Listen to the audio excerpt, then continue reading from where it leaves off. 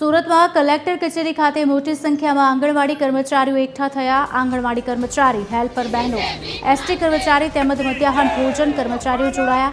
હાઈકોર્ટના પગાર વધારાના ચુકાદાનો તાત્કાલિક અમલ કરવાની માંગ પણ કરવામાં આવી। છેલ્લા 5 વર્ષથી પગારમાં એક પણ રૂપિયાનો વધારો કરવામાં આવ્યો ન હોવાના આક્ષેપ થયા છે।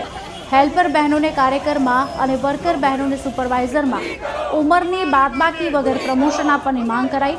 છેવાડાના ગામડાઓ સુધી આરોગ્ય, પોષણ અને અન્ય સરકારી કામગીરી કરવા છતાં યોગ્ય વળતર મળતું નથી।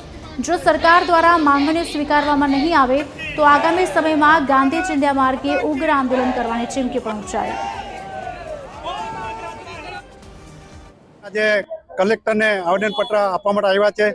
20 મુદ્દામાંથી અમારી મુખ્ય માંગણી 30,000 રૂપિયા કોન્ટ્રાક્ટવાળાને અમને આપવામાં આવે, કારણ કે એનું બહુ ખૂબ શોષણ કરવામાં આવે છે। સ્કીમ વર્ચો આશા વર્કર, મધ્યાહન ભોજન અને આંગણવાડી એને ખૂબ ઓછું વેતન આપવામાં આવે છે।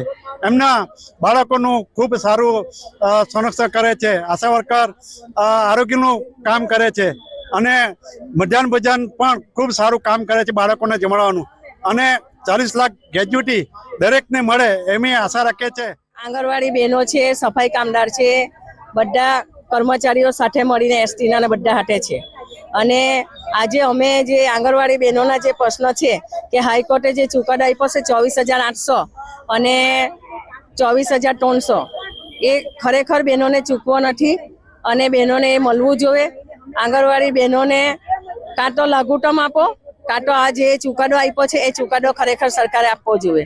અને જે હેલ્પર બહેનો છે એને વર્કરમાં પ્રમોશન મળવું જોઈએ ઉંમરની બાદ વગર, અને જે વર્કર બહેનો છે એને સુપરવાઇઝરમાં પ્રમોશન ઉંમરની બાદ વગર મળવું જોઈએ।